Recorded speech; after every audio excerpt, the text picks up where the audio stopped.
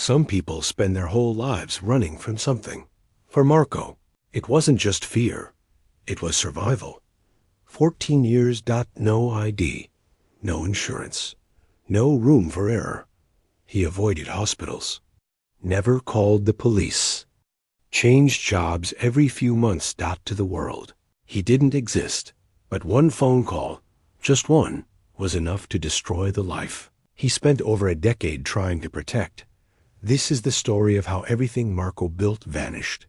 In seconds, Marco had spent the last 14 years learning how not to exist. No credit cards, no social media, no visits to hospitals, no calling 911 ever. He learned to vanish in plain sight. He memorized every back road, every shortcut, every trick to blend in. He knew how long to stay in one job before people got too curious. He avoided cameras, changed phones often, moved before neighbors started asking questions, but it wasn't always this way. When Marco first arrived in the U.S. at 19, he didn't come to hide. He came to build.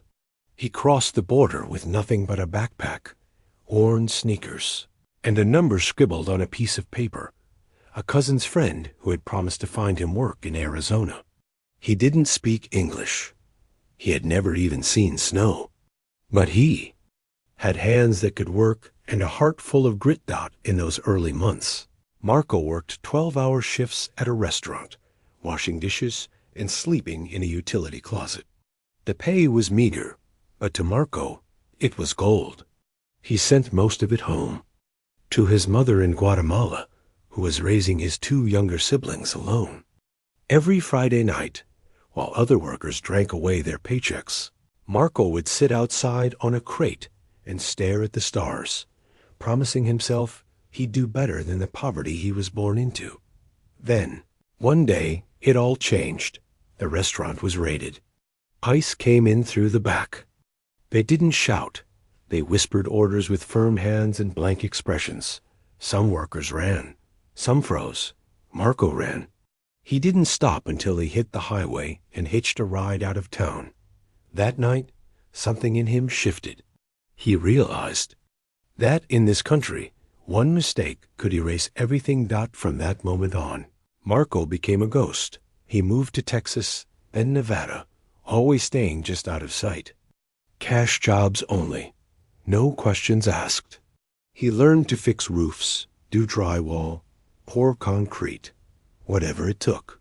He lived with other undocumented men in cramped apartments, eating rice and beans every day, sleeping with his phone under his pillow in case he had to run again.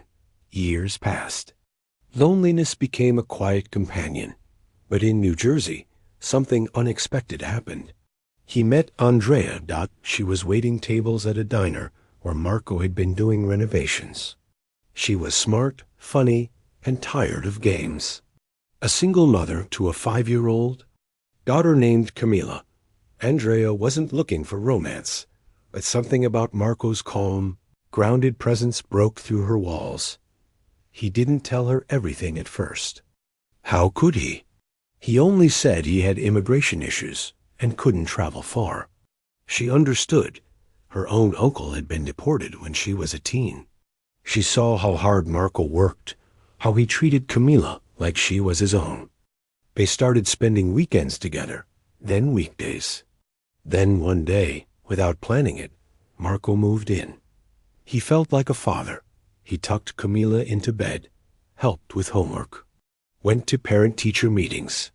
And when she called him Dad, for the first time, he cried in the shower so no one would see. For the first time in over a decade, Marco allowed himself to hope. He started a small crew, just 3 guys, all undocumented, doing local construction work. Word got around that Marco was honest, fast, and didn't cut corners. They didn't advertise. They didn't use business cards. It was all by referral, and it worked. But fear never left. He had nightmares about raids, about being dragged away in front of Camila. He kept a go bag under the bed, with a burner phone, some cash, and a note to Andrea in case he disappeared. Then came the night of the emergency. Andrea's mother, who lived nearby, called in distress. She couldn't breathe, her chest hurt. Andrea panicked. Her phone had died. So she grabbed Marco's and dialed 911. She didn't know that number had once belonged to Marco. During his time in Texas, tied to the workplace raid over a decade ago, it had been flagged in the system, dormant, forgotten, until now. The 911 system triggered the alert. Marco's name was pulled up. A location hit was flagged to ICEDOT, and just like that, everything began to unravel. The ambulance arrived. Within minutes, Marco ran outside to wave them down, desperate to help. Andrea was on the phone with her aunt, trying to explain what was happening. But across the street, an unmarked black SUV had parked, and inside it, 2 ICE agents waited. They watched Marco, confirmed his face from the old file. They didn't move until after the paramedics had gone inside. When Marco turned around to go back inside, they stepped out. One called his name. Marco froze. He knew that voice, that tone, that moment, and he knew. It was over. He looked toward the house. Andrea was still inside. Camila was watching through the curtains. He didn't run. He didn't scream. He raised his hands. The agents approached. They asked for ID. He had none. They recited rights. He said nothing. Camila ran outside. Andrea followed. The officers asked them to stay back. Andrea shouted, "What are you doing? He's not a criminal." But the agents weren't listening. They were already leading Marco to the car. Camila cried, reaching out to him. Marco turned around, trying to memorize her face. Her last words before the door closed were, "Papi, where are you going?"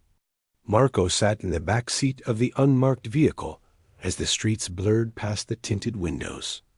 No handcuffs, no words, just silence. The agents avoided eye contact. They had done this hundreds of times, but somehow this one felt different. They brought him to a holding facility 2 hours away. His fingerprints were scanned, photos taken. He was assigned a detainee number. The same man who had spent 14 years hiding from the system was now inside it, processed, cataloged, and caged. The fluorescent lights never turned off. The cold air never stopped humming. The concrete walls seemed to close in with every hour. In the cell, Marco met others, some young, some old, all waiting to be told whether they had a future in the country. They called home. 2 days passed before he was allowed a call. He dialed Andrea. She answered on the first ring. Her voice cracked the moment she heard his breathing. "Marco, are you okay? Are they hurting you?" "I'm fine," he said softly. "I'm okay." But he WASN single quotes T. Andrea explained everything she'd done in the last 48 hours. She had contacted a local immigration attorney. She had filed a request for a stay. She had spoken to a community organizer. Everyone said the same thing. It was a long shot. "I'll find a way," she said. "Just hold on." "I don't know if there's time," Marco whispered. Then he asked about Camila. Andrea's voice broke again. "She doesn't understand. She cried herself to sleep holding your shirt." Marco's chest tightened. He turned toward the wall to hide the tears pooling in his eyes. 14 years of silence, of hiding, of surviving.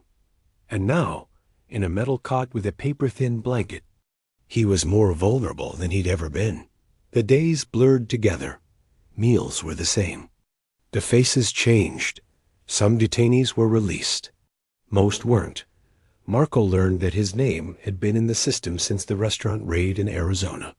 He was considered a priority removal, despite having no criminal record, no arrests, no trouble of any kind. The only reason they hadn't found him sooner, the agent told him, was you were too careful. But even careful people make mistakes. One phone call. That's all it took. The lawyer visited him on the fifth day. He explained that Marco had very few options. He had no legal entry record, no immediate family who were U.S. citizens, his partner, and stepdaughter didn't count. He had never applied for asylum, and too many years had passed. You could ask for voluntary departure, the lawyer said, avoiding eye contact. Marco stared blankly at the wall. I'm not asking to stay for me, he said. I just want to see her again. Andrea visited the next day with Camilla. They were separated by glass.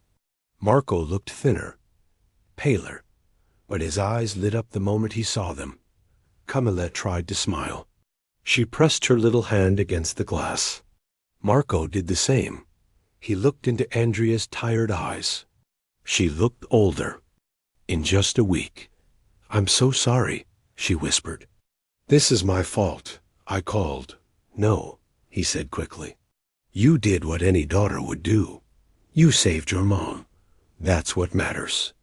They talked about school, about Camilla's latest art project, about the puppy she wanted.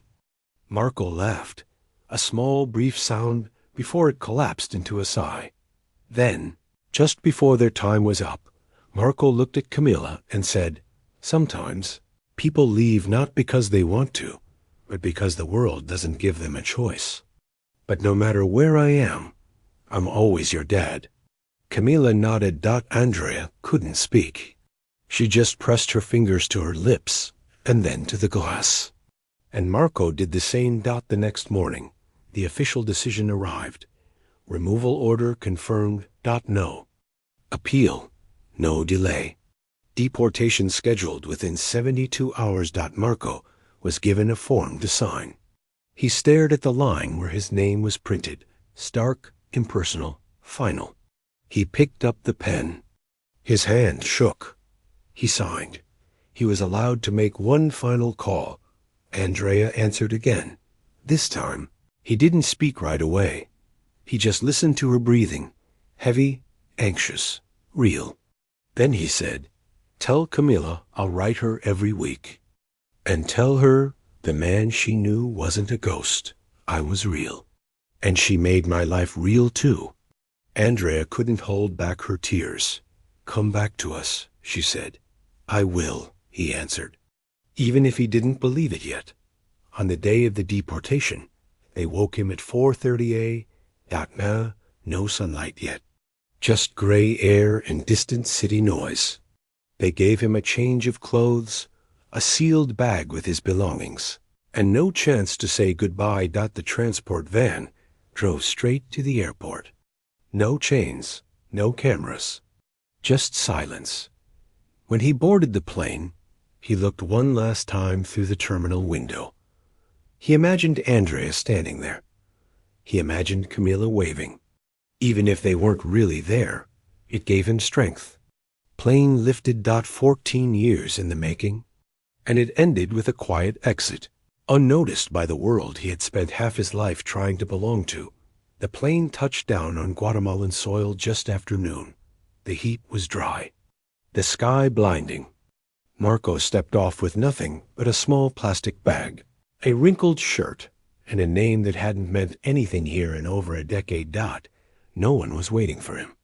No welcome, no signs. Just a crowd of tired faces. People also deported, also displaced, also carrying invisible scars. Marco walked slowly through the streets of a country he no longer recognized. He was a stranger in the land that once called him son. He made his way to a small village outside the city, where his mother had lived before passing 5 years ago. Her house was gone, replaced by a hardware store. No one remembered her. No one remembered him. And for the first time in a long time, Marco sat down on a cracked curb and let himself break.